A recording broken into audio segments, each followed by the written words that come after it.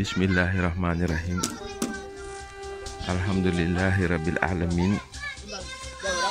Bismillahirrahmanirrahim. Mbokk yi asalaamaaleykum, ñu ngi leen di nuyoo suñu leen daan nuyoo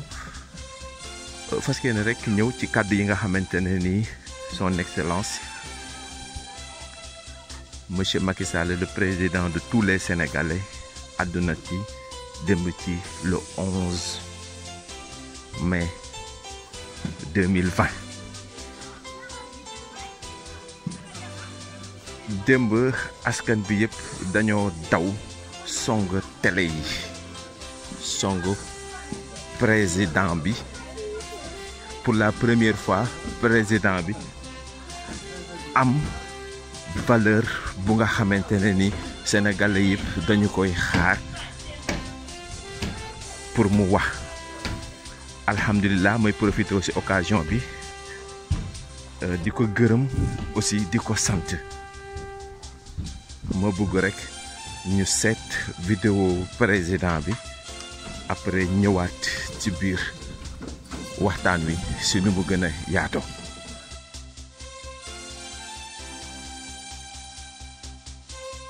Nous devons apprendre à vivre avec le virus. Et nous devons désormais apprendre à vivre en présence du virus. Voilà, donc des autorités du gouvernement dévoilent la date du déconfinement. Autorité yenn yi datu déconfinement bi xam nañ ko, dévoilé nañ ko. Dañuy ñëw tàmbali ak yéen ci émission bi nii bu ñu demee ba ci biir ngeen xam li ci xew yépp. Kon suivre émission bi ba mu jeex tak nga xam li ci xew. waaw mbokk yi, comme ni ma ko waxee gannaaw bi ngeen seetaane discours président bi, c'était certes en français. Dañuy jéem a expliquer li nga xamante ne ni moom la sunu président son excellence monsieur Macky Sall, le président de tous les Sénégalais. bu demee ba si biir dinaa wax li tax ma gërëm ko sant ko, waaye point yi nga xamante ne ni moom moo gën a am solo ci point yi ñu ko doon xaar tontu na ci. moo tax ñuy wax ne Al Haïbou TV mbokk yi nga xamante ne ni ñoo fi doon sàkko ay xalaat di ñu poser seeni question ngir ñu jottali ko askan bi, lu si demee ni que li nga xamante ne ni mooy rapatriement des corps. alhamdulillah, loolu lu ñu ñoroon torop la. lu may tijjeeku, loolu lu ñu ñoroon torop la. jàkka yi tijjeeku,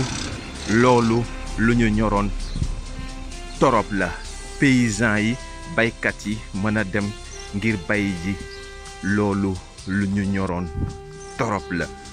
couvre-feu bi ci allègement bi, loolu ñu ngi ko ci remercier parce que 1 heure de temps yi wax fa dëgg yàlla dara la ci ñun, donte bi gàtt na ñaaw moom moo gën dee comme ni ko xale yi di waxe. Donc son excellence jërëjëf, ça prouve que tu nous écoutes contrairement à ce qu'on pensait, contrairement ak li nga xamante ne ni ñun moom la ñu foogoon. gis naa ne yaa ngi seetaan Al Haïbou TV, gis naa ne yaa ngi déglu li nga xamante ne ni tamit moom la askan wi bëgg. donc on ne peut que vous remercier, gërëm la, sant la ci li nga xamante ne ni moom nga ñu defal. ndax kat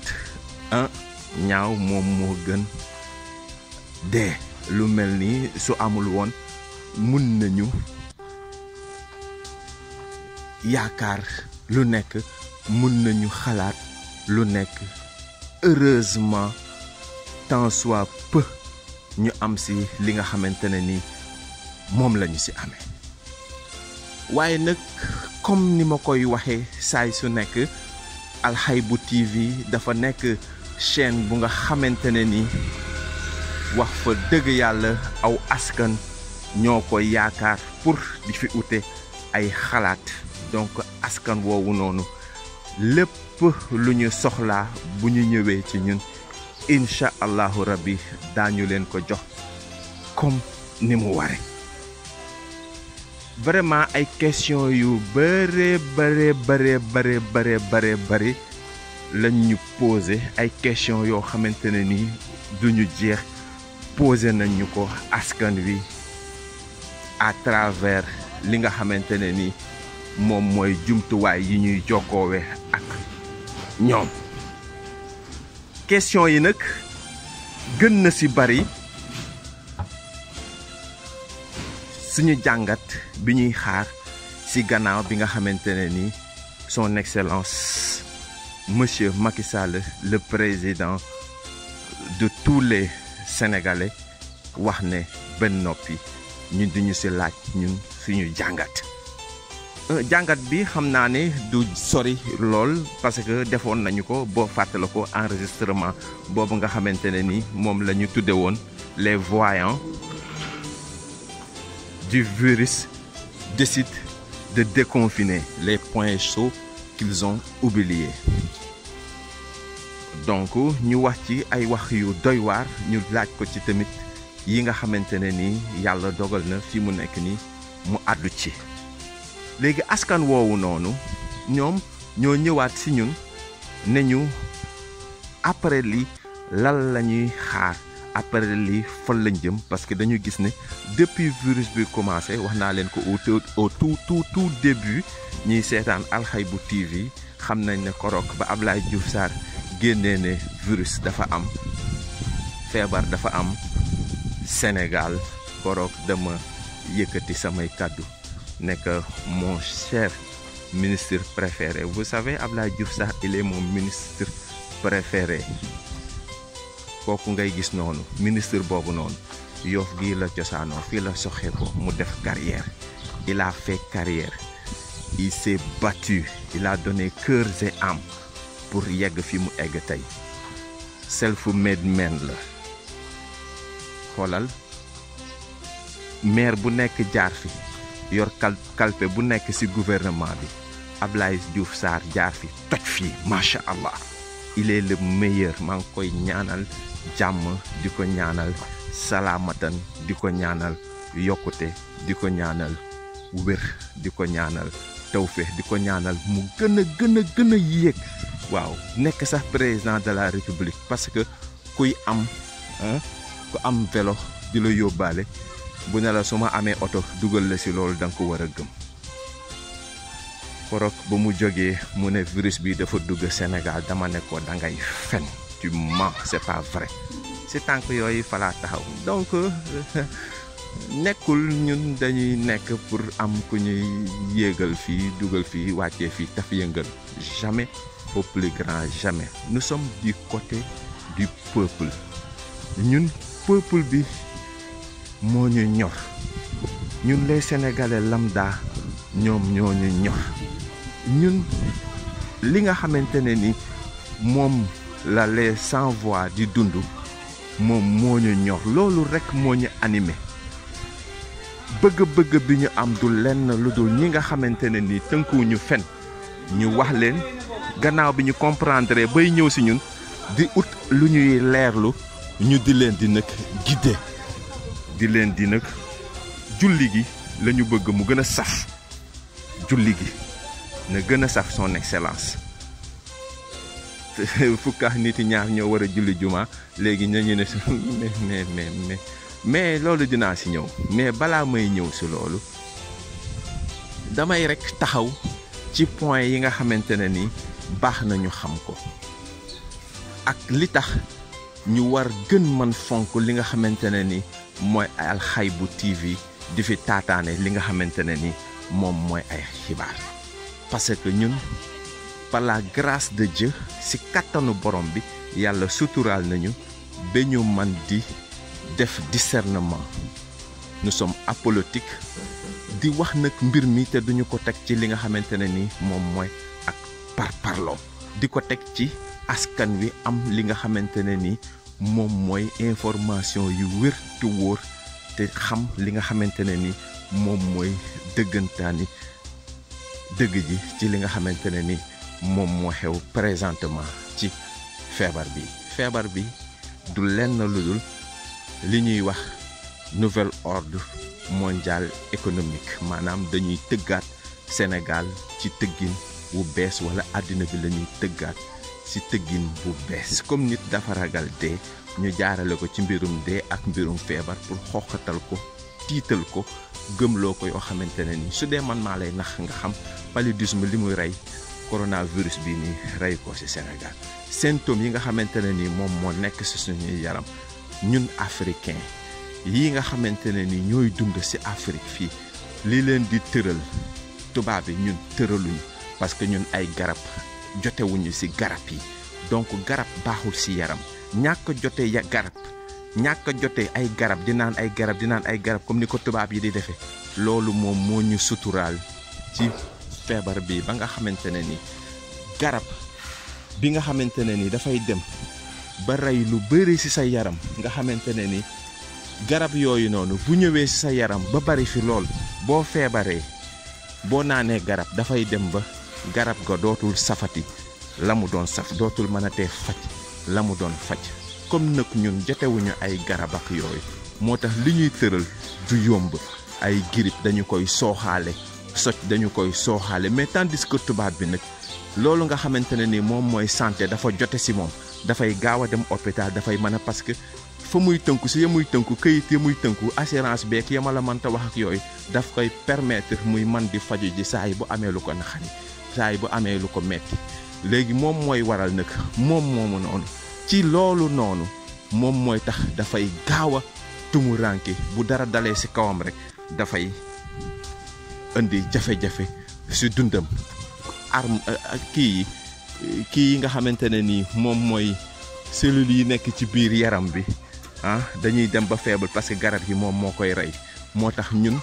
bu ñu naanee benn paracétamol rek wala ñu naan benn aspirine rek wala ñu naan benn Nivaquine garab yooyu ñoom ñoo fi amoon donc Palisette yu yàgg yooyu noonu buñ ci jëlee benn rek ñu daadee delluwaat ci li nga xamante ne nii moom mooy suñu activité parce que miinul di dugg ci suñu yaram képp ku nga xamante ne nii xam nga as tuut xam nga ne yaram bii di tàmm di jël ay garab ak yaram boo xamante ne ni tàmmul jël garab yaram bii nga xamante ne ni tàmmul jël ay garab moom moo gën a résistant donc li tax mu résistant mooy parce que amul habitude di jël ay garab ya fa nekk dafay am doole globule rouge yeeg globule blanc yeeg yooyu nga xamante ne ni ñoom ñooy xeexoo pour feebar bi mën a fa jóge donc yooyu dañuy solide dañuy dëgëraay boo xamante ne ni loolu moo leen di sauver moo tax ñun Afrique miinuñu amuñu accès ci hôpitaux yi loolu moom moo ñu dimbali suturaal ñu ba lii ñu wax ne feebar la tuddee ko coronavirus du Covid-19 ci ñoom mënuñu faagaagal mënuñu lor parce que sunuy organisme bi moom moo dëgër tubaar fa kàll macha allah donc loolu mooy jàngat bi gën a wér bi nga xamante ne ni war nañu ko def ci mbir mi bu loolu weesoo nag wàll bi nga xamante ne ni moom moo fare ci wàllu Abdoulaye Diouf Sarr ak wàll bi nga xamante ne ni moom moo fare ci wàllu wi jëm ci wàllu ki nga xamante ne ni moom mooy Ahmed Khalifa Niass. Vous savez ndeysaan am réew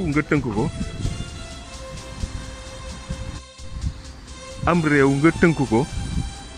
lu yomb la boo jubboo imaam yi mooy jàngat bi ñu war a def présentement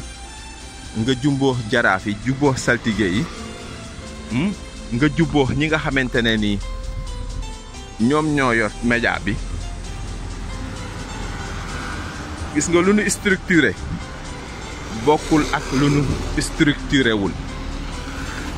structuré mooy bu maanaam lu ñu tënk teg ko ci ay sart wax ne doxalin yi mooy doxalin yi nga xamante ne ni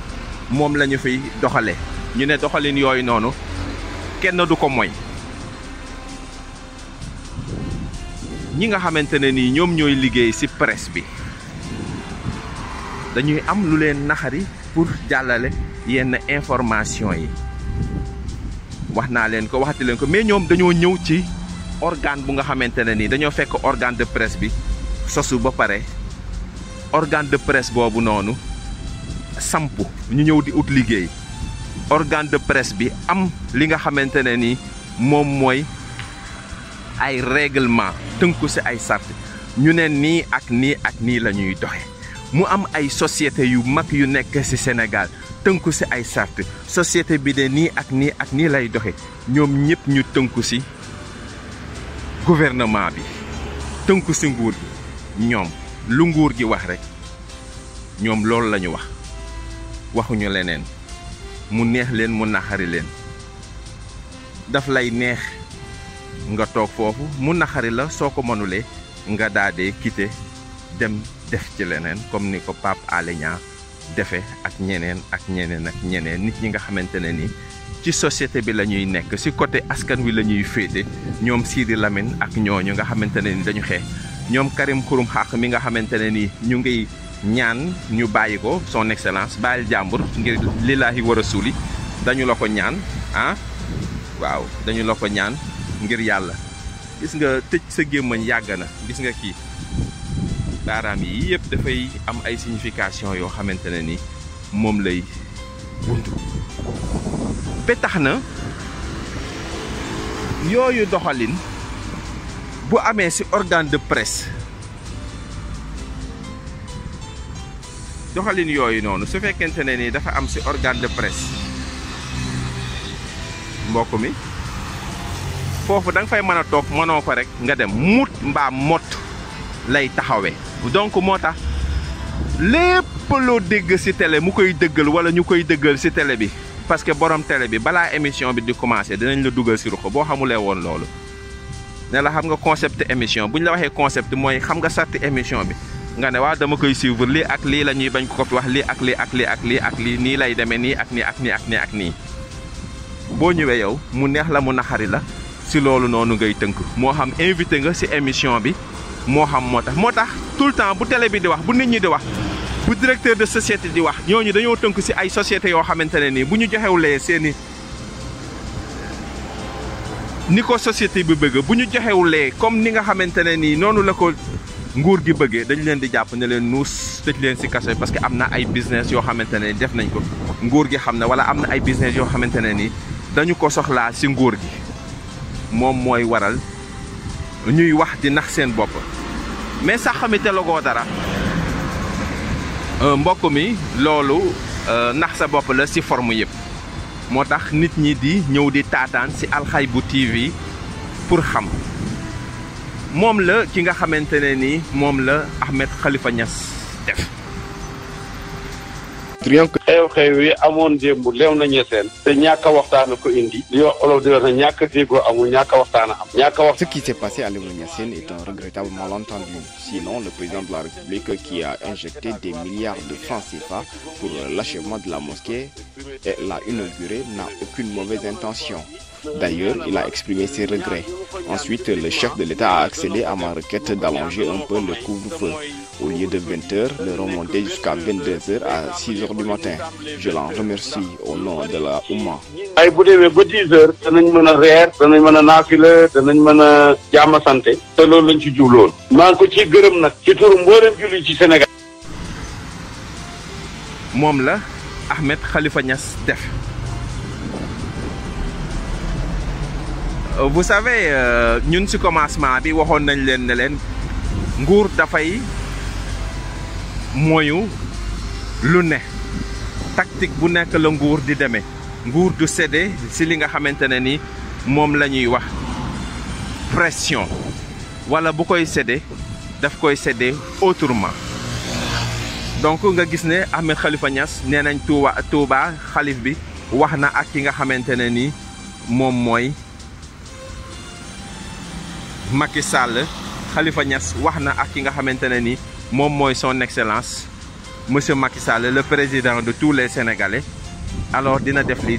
jiitu paaka ci mbaram Macky Sall bi mu ñëwee mu mbas ko parce que du woon nangu loolu nag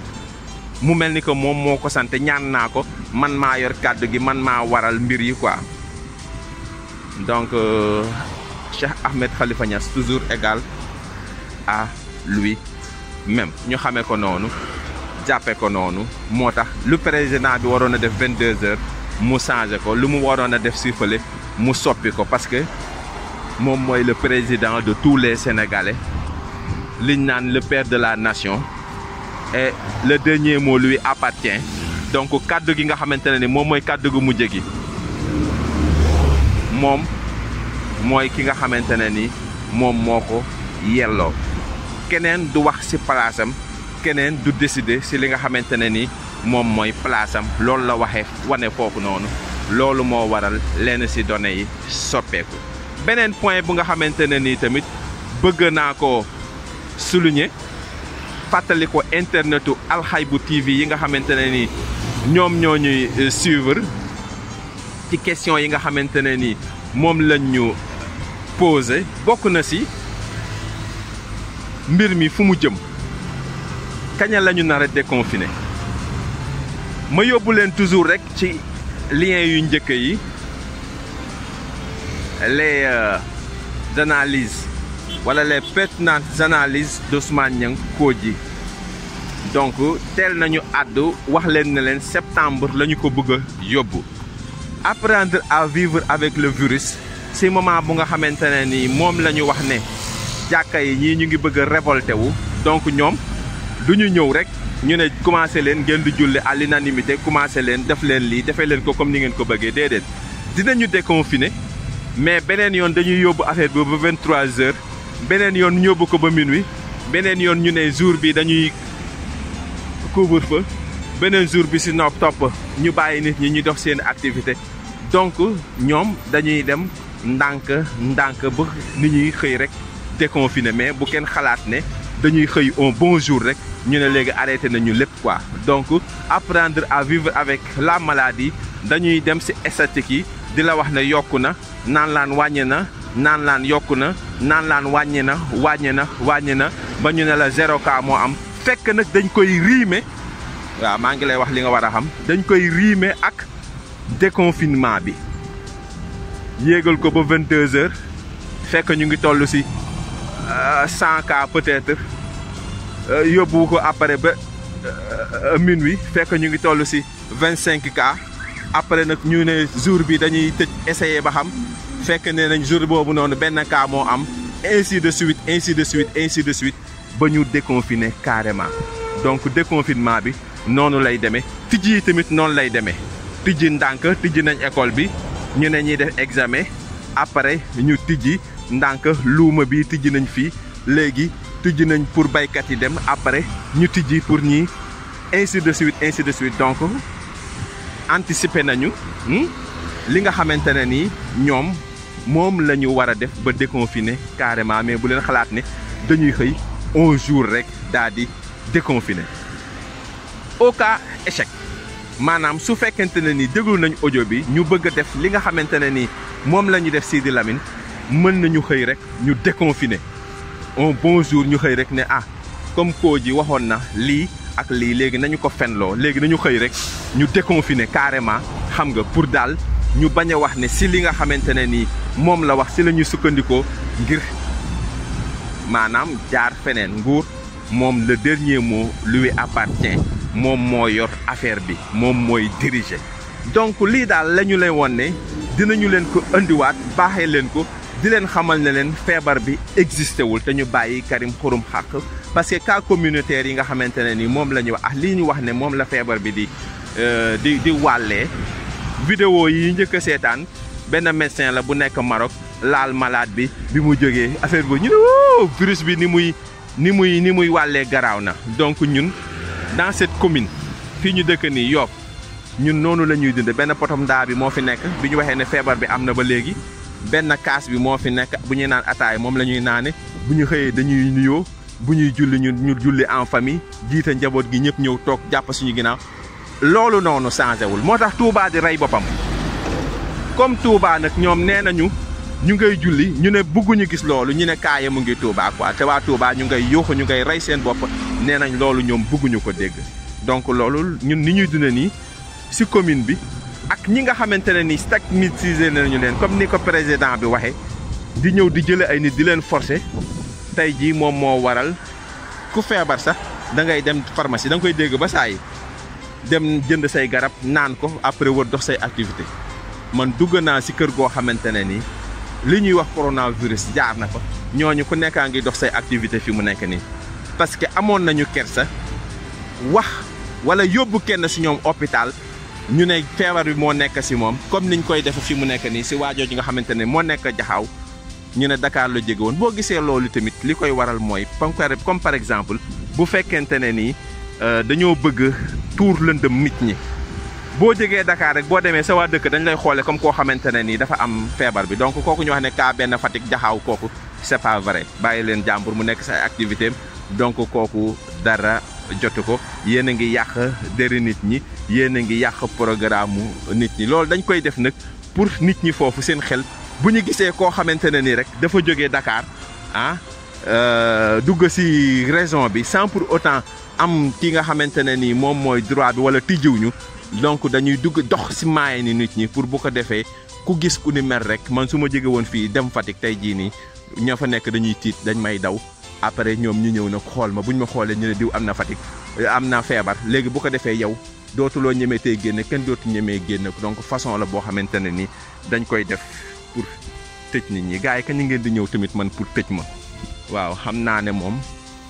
man li ngeen ànd man ànduma ci te li ngeen di wax man aussi man waxuma ko benn yoon donc seen feebar bi gëmuma ko tey gëmuma ko ëllëg nit ñaa ngi ci dëkk bi di dox seeni affaire li ma gëm mooy nouvel ordre mondial defaraat àddina bi te man d'accord naa ci mais nag à l'image des Africains Afrique ku bees goo xamante ne nii africains yi dañ ciy gis seen bopp asalaamualeykum wa rahmatullahi taala wa barakaatu